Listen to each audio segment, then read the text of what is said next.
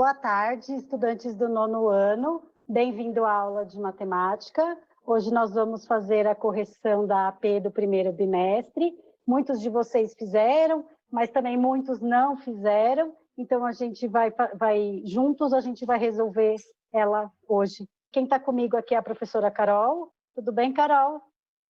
Oi, Ilana. Tudo bem. Eu vou acompanhar a professora Ilana aqui nessa resolução da AP do 9º ano, tá? Eu gostaria que vocês participassem pelo chat. Assim que a professora for lendo a questão, eu queria que vocês fossem me dizendo qual a alternativa que vocês assinalaram, tá?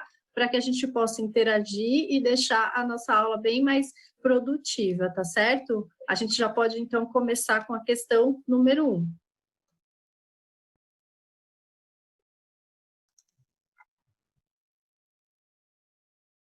Ilana? Verifica teu áudio para mim, Ilana. Tá ouvindo, Carol? Sim, ouvindo? Agora foi. Acho que o áudio estava desligado. Vamos lá, então, para a primeira questão, né, Ilana? Sim, vamos lá. Questão 1. Então, enquanto eu estiver lendo a questão, vocês podem ir colocando as alternativas que vocês colocaram, ou se vocês ainda não fizeram, vocês fazem, eu vou ler bem devagarzinho para dar tempo de vocês fazerem. Então, enquanto eu estiver lendo, vocês colocam para a Carol aí as alternativas ou as dúvidas para a gente poder tirar para vocês, tá bom? Então, vamos lá, questão 1.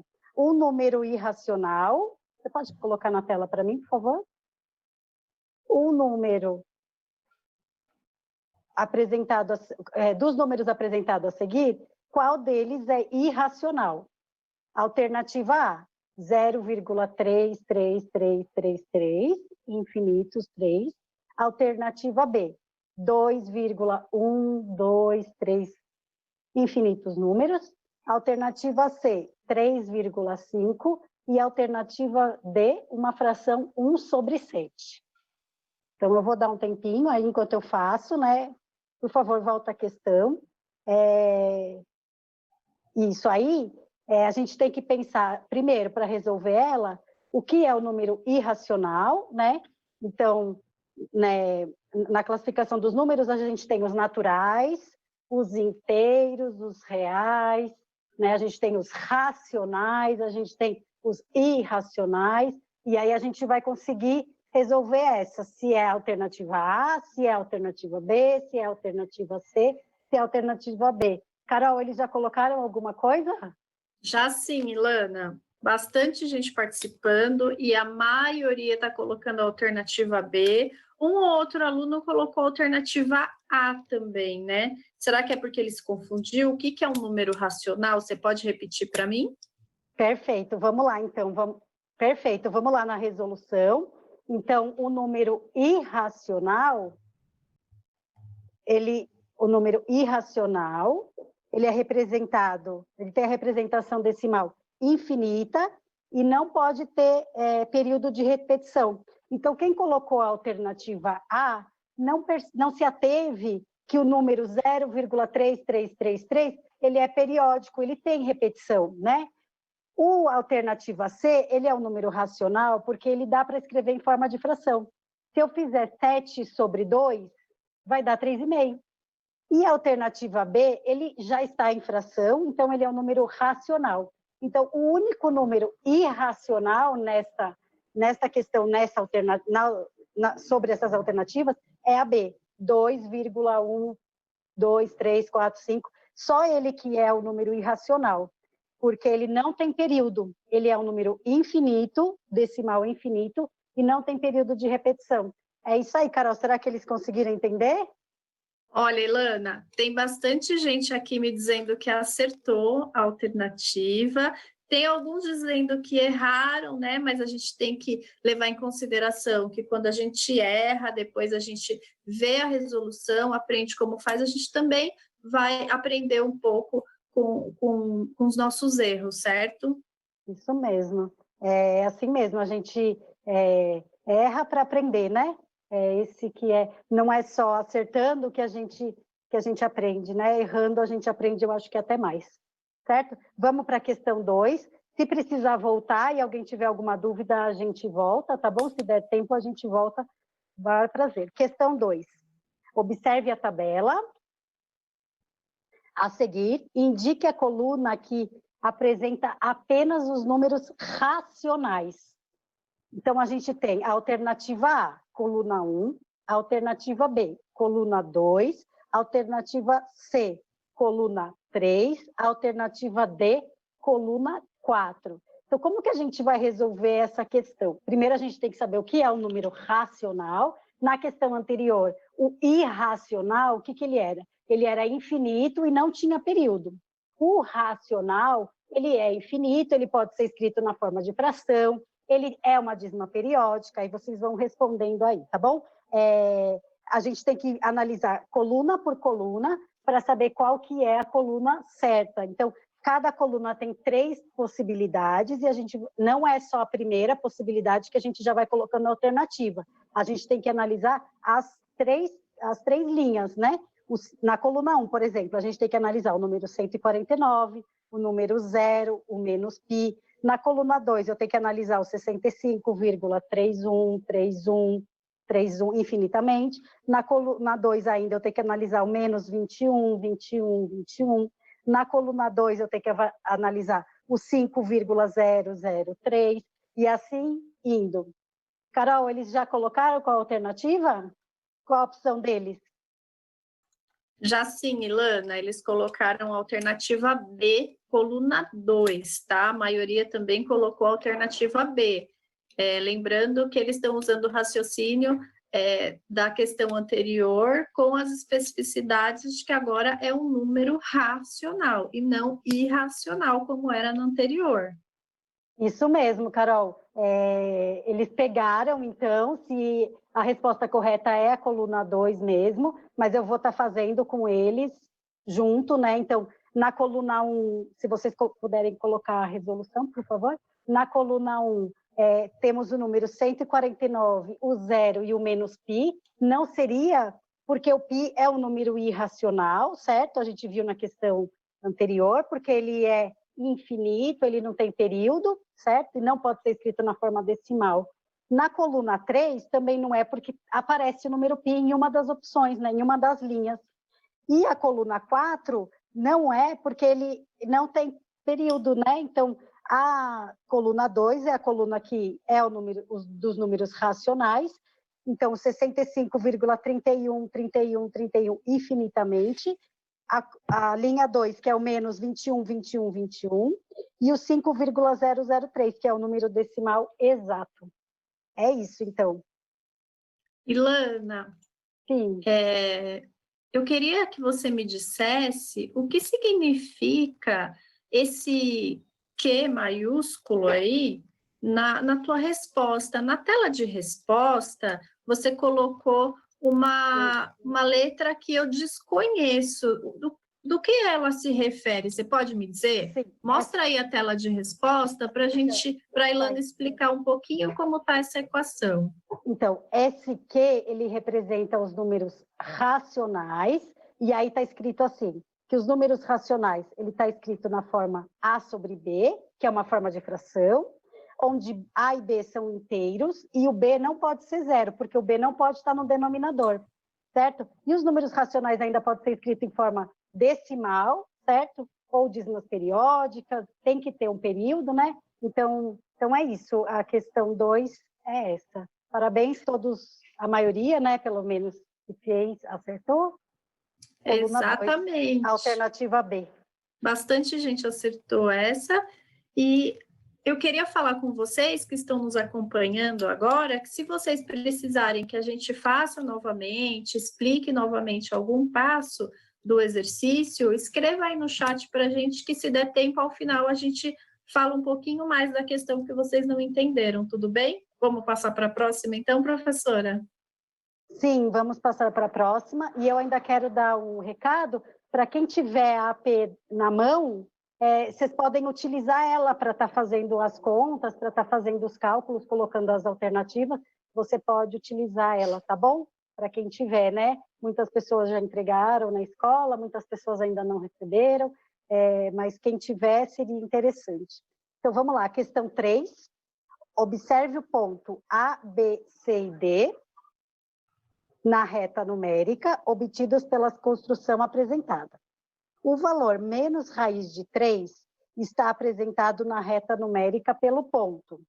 Então, é assim, ó, a alternativa A é o ponto A, a alternativa B é o ponto B, a alternativa C é o ponto C e a alternativa D é o ponto D. Então, antes de passar para a resolução, eu vou dar algumas dicas de como vocês podem fazer, para quem não fez, né? Para quem acha que tem alguma dúvida, também essa dica pode ser importante. Então, assim, do nosso lado direito, a gente tem do 0 a 1, não sei se vocês conseguem enxergar todos, a gente tem um triângulo retângulo, certo? Quando a gente tem um triângulo retângulo e a gente tem as medidas dos catetos, que são as laterais, que é a base e a altura do triângulo, a gente consegue calcular essa diagonal, essa medida que passa aí cortando. Como que a gente faz isso? A gente usa o teorema de Pitágoras, certo? Isso é uma dica super importante. Nessa questão, a gente vai usar o teorema de Pitágoras 2 vezes, em 2 triângulos que aparecem aí. Carol, qual alternativa eles mais colocaram? Ilana, bastante gente colocou a alternativa A, tá? Mas também teve gente que colocou a alternativa B. E eu também estou super curiosa para saber, porque eu achei bem interessante esse exercício. Também quero saber qual é a resposta e como faz, né? Que é o mais importante. Sim, a resposta certa é a alternativa A, né? Para quem colocou. É o número negativo, ele está simétrico, né? Ele está bem parecido com o outro, então vamos para a resolução. Nós temos 2 triângulos, como eu falei, que a gente vai usar o teorema de Pitágoras. Então, o triângulo que está em azul e uma cor preta, né, que está bem no canto de vocês, ali embaixo, a gente tem 1 ao quadrado mais 1 ao quadrado para descobrir a hipotenusa, certo? É o primeiro triângulo, a gente vai descobrir o valor do C, para a gente poder descobrir o valor do D e para ver aonde que vai sair o menos raiz de 3, que é o que foi pedido, tá bom? Nesse primeiro triângulo, a gente descobre 1 mais 1 é 2, e a raiz de 2 é o valor dessa diagonal. Então, a diagonal que está em marrom, preto, eu não sei muito bem, acho que é preto, essa diagonal que está em preto, ela mede raiz de 2, está ali indicado. E aí, se a gente descer ela e fizer uma projeção, esse número vai ser o C. A letra C é raiz de 2. Simétrica ela, que é como se fosse um espelho, simétrica ela é a letra B. Então, a letra B é menos raiz de 2. É o raiz de 2 negativo, que está do outro lado da reta numérica. Não é isso que o exercício pergunta. O exercício pergunta raiz de 3, certo? O raiz de 3, a gente vai fazer o mesmo processo, que é o triângulo laranja e o azul claro. Então, nós vamos pegar esse triângulo retângulo com a medida de 0 até C, que vale raiz de 2, e com a medida de C até o finalzinho da altura, que é 1. E a gente vai aplicar o teorema de Pitágoras novamente. Então, vai ficar hipotenusa ao quadrado é igual a 1 ao quadrado mais raiz de 2 ao quadrado.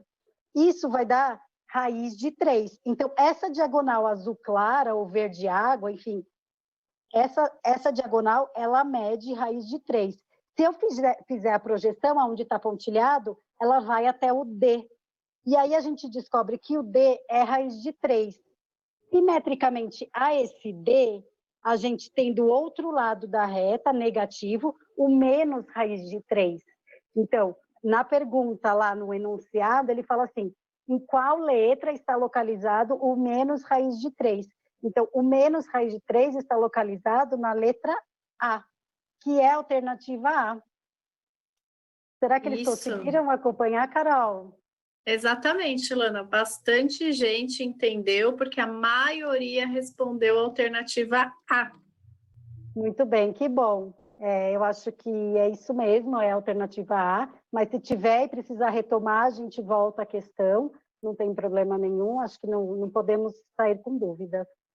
Tá bom? Vamos para a próxima, questão 4? Na questão 4, qual o melhor ponto representa, qual ponto melhor representa o π na reta numérica.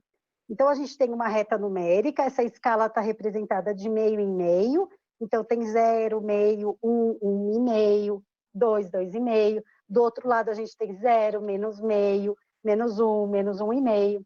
Então, nessa reta numérica, onde o π representa, né? Em qual dessas letras? Alternativa A, alternativa B, alternativa C, alternativa D. Vou dar um tempinho, acho que enquanto eu estiver aqui conversando com a Carol, vocês podem ir respondendo, né? Então, o número π, ele é um número irracional, como a gente viu na questão anterior, né? Na 1 e na 2. Ele é infinito, então a gente não vai conseguir representar ele, o número que ele é mesmo, a gente vai conseguir representar ele aproximadamente, tá? Porque ele é um número infinito. Então, ele não é exato e ele é um número irracional. Vamos ver o que eles mais colocaram. Ilana, sim, Carol. Bastante gente colocou a alternativa D e outros colocaram a alternativa A também. Mas eu queria saber, você não me disse quanto vale o π, afinal? Qual que é o valor do π para me ajudar na resposta? Sim, então vamos lá para a resolução. O π, ele é 3,159, né? Ele é um número muito, muito grande, né? Ele é um número irracional, então ele é 3,14, 15, 92, 65 e assim vai. A alternativa A pode ser que confundiu por causa do número negativo.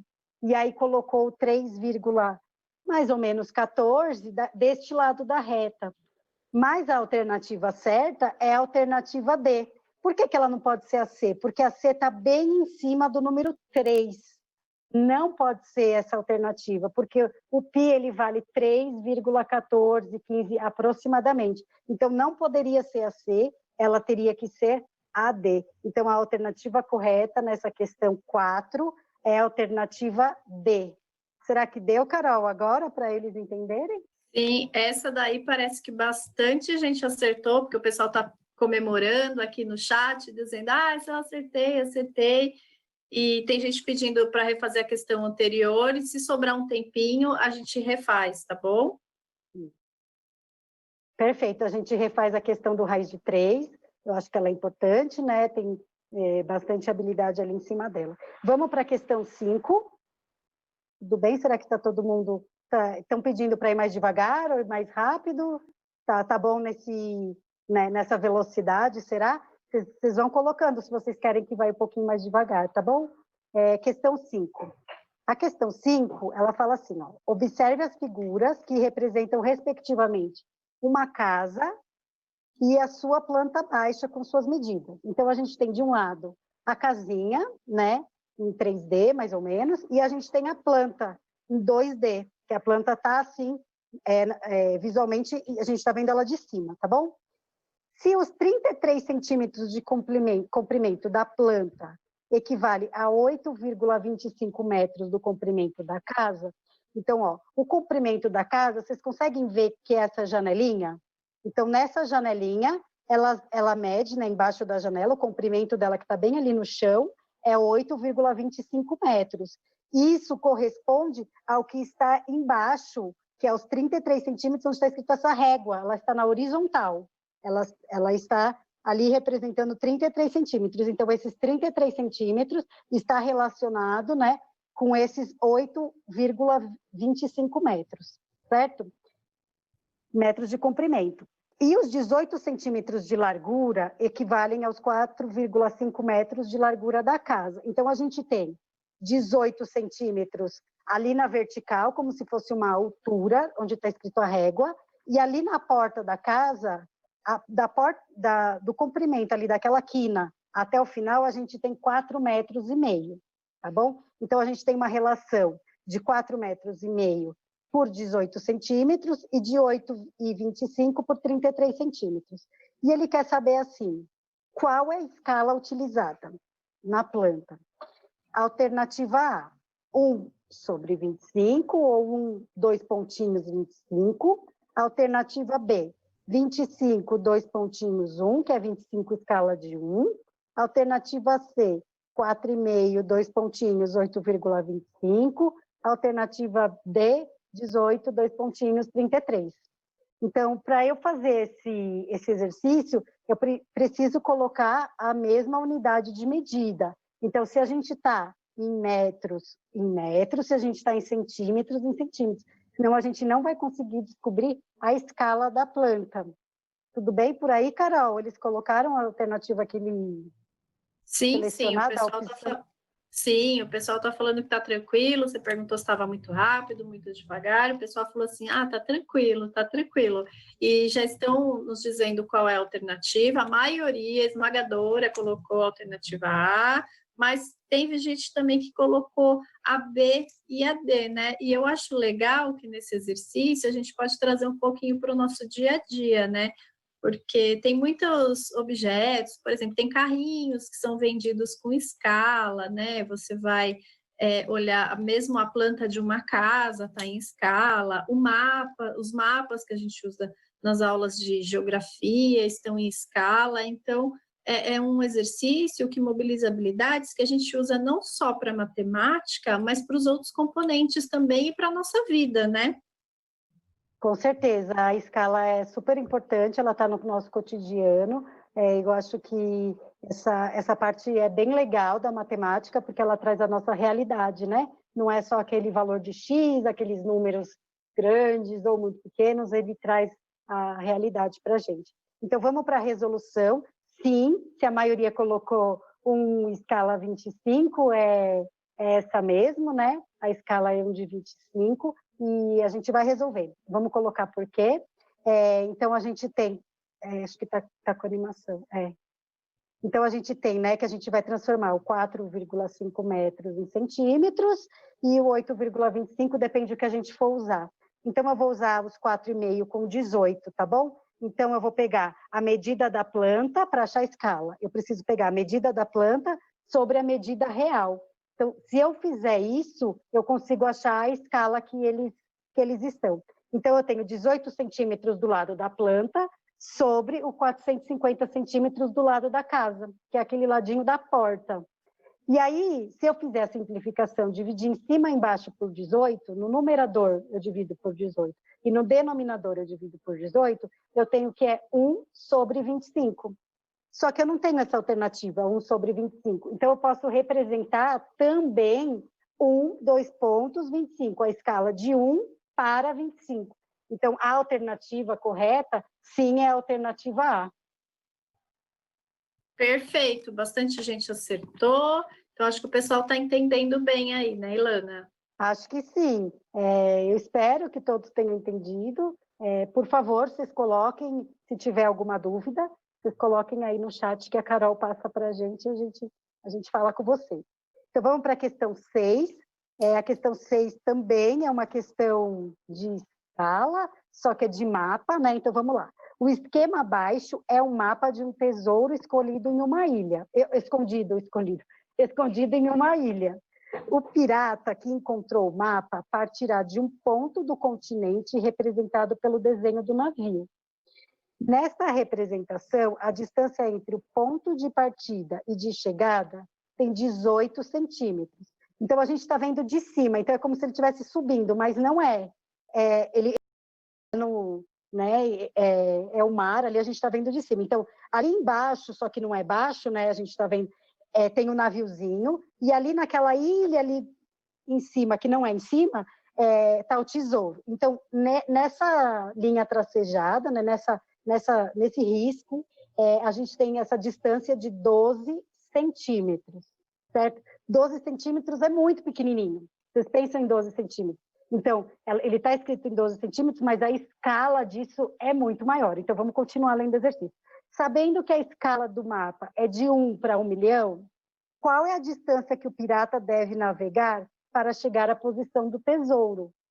Então, a gente tem essa escala de 1 para 1 milhão, e a gente tem também que a medida dessa distância é 12 centímetros.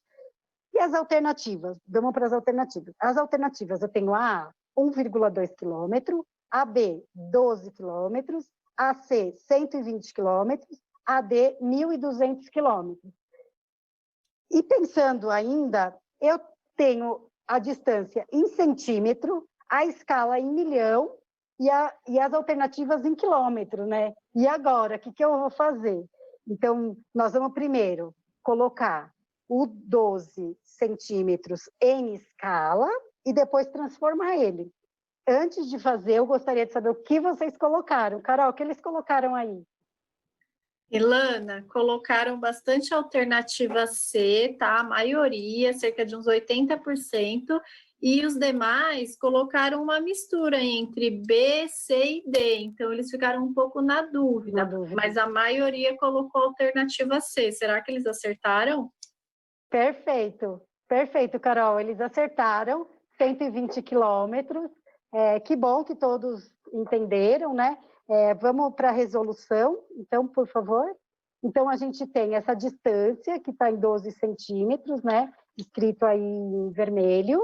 Então, a gente tem os 12 centímetros multiplicado por 1 milhão da escala. Então, 1 milhão vezes 12 vai dar 12 milhões. Só que a gente não tem essa alternativa, né? Não tem alternativa de 12 milhões. E o que a gente tem? A gente tem que 1 quilômetro equivale a 1.000 metros, e 1.000 metros equivale a quantos centímetros, né? Então, vamos lá, retomando. 1 quilômetro equivale a 1.000 metros, né? Isso é fácil, acho que está no nosso dia a dia.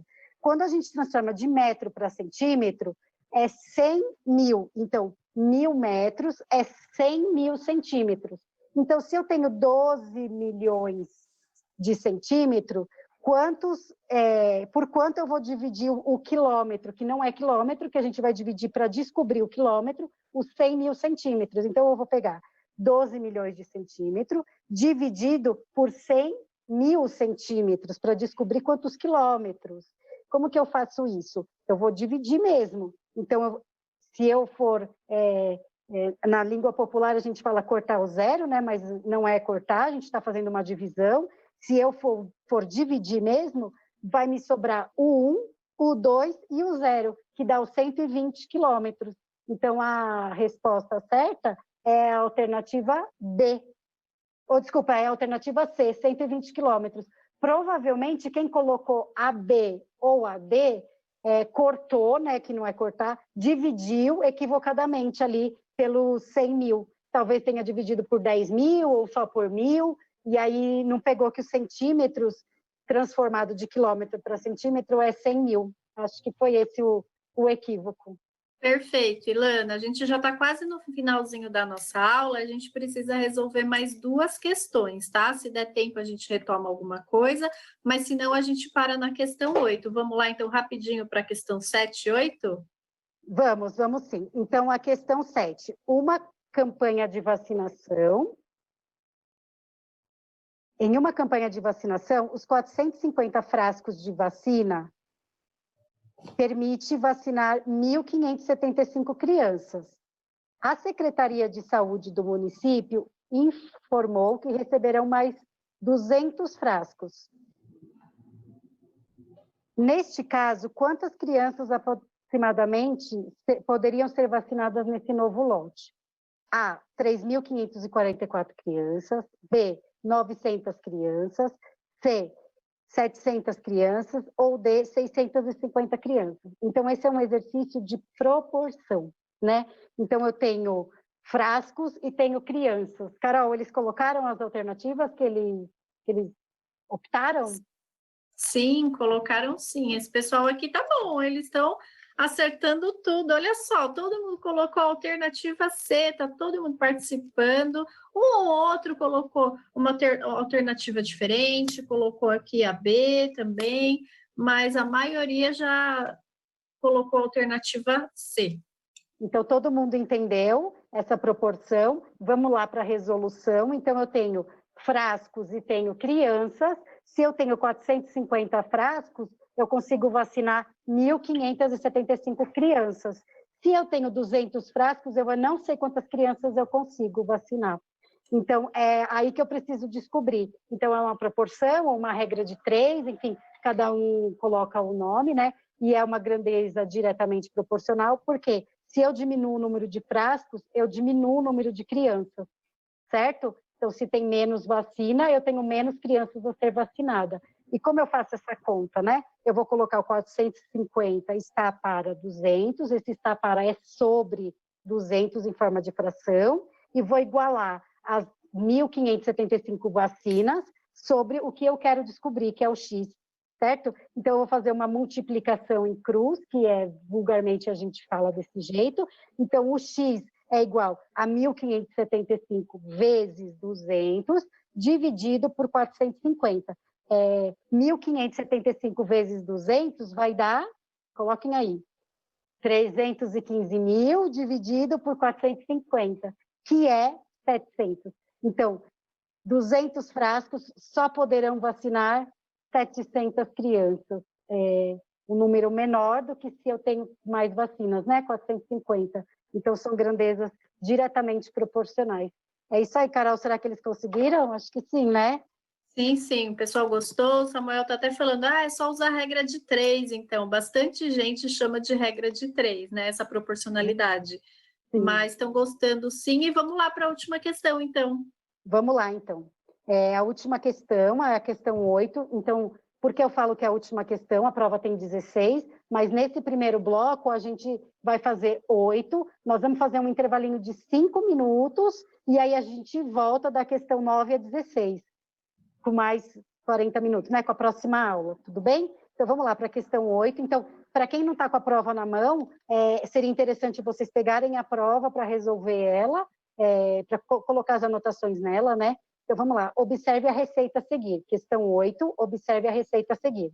Nesta receita, que serve 4 pessoas, utilizam-se 3/4 de xícara de leite. Fernanda deseja preparar bolinhos de chuva para 16 pessoas. Assim, a quantidade de xícaras de leite deve ser: alternativa A, 3, alternativa B, 12, alternativa C, 16 e alternativa D, 48. Então, vamos lá, a receita está aí do lado, né? Então, vai uma xícara de leite, uma de farinha, enfim, está aí a receita. E aí, eu queria saber o que eles colocaram, Carol. Então, eu vou fazer mais para... Eu tenho receita para 4 pessoas, eu vou fazer para 16 pessoas. Quantas xícaras de leite eu vou precisar, hein? Então, Ilana, esse exercício é um exercício, digamos que gostoso de fazer, né? O chat está aqui bloqueado pelo administrador, então não consegui pegar as respostas. Então, eu gostaria que você resolvesse junto com a gente para saber qual é a resposta certa e qual é a forma de resolução. Voltou o chat aqui, ó. Bastante gente colocando A, B, A. E aí, qual é a resposta? Então, vamos lá. É bem parecido com o anterior. Então, a gente tem pessoas e xícara de leite. Então, se a gente tem 4 pessoas, a gente tem 3/4 de xícara de leite. Se a gente tem 16 pessoas, quantas que a gente vai ter, né? Então, é bem parecido com aquele. Também dá para fazer diretamente proporcional, né? Se eu aumento o número de pessoas, obviamente eu tenho que aumentar a minha receita. Senão, vai ter pessoas que não vão comer. Vai ter menos bolinho para eles. Então, eu vou fazer assim, 4 sobre 16, que é 4 no numerador e 16 no denominador, é igual a 3/4 sobre o x, e esse 3/4 talvez tenha tido bastante dificuldade, que é uma fração dividido outra fração, né? Então, é 3/4 dividido por x, e como que eu vou resolver isso? Eu vou pegar, também vou fazer a multiplicação em cruz, né, que se chama, então eu vou pegar 16 dividido por 3/4 e dividir por 4 de novo. Então, desculpe, os 3/4 vezes o 16 e dividir por 4. Então, como que eu vou fazer isso? Eu posso simplificar o 16 com 4, e aí eu depois só divido. Então, no numerador, a continha vai dar 12, 12 dividido por 4, eu vou ter 3. Então, 4 pessoas vão consumir 3/4 de xícara de leite. 16 pessoas vão consumir 3 xícaras de leite. Então, ele aumenta as xícaras conforme ele aumenta o número de pessoas. É isso aí, Carol. Será que eles conseguiram? Conseguiram sim, Ilana. Bastante gente respondeu, alternativa A, né? E eu queria perguntar para você, uma dúvida minha até, eu tenho que colocar sempre os números aí na proporção nos locais corretos, né? Porque se eu trocar um número de lugar, eu posso errar aí o meu raciocínio, a minha conta, e chegar num resultado que não é o esperado, certo? É isso mesmo. Se a gente tem xícaras de leite, vai xícaras de leite, né? No cantinho das xícaras de leite. E se a gente tem número de pessoas, ou igual a outra questão, enfim, a gente tem que colocar certinho nos cantos, né?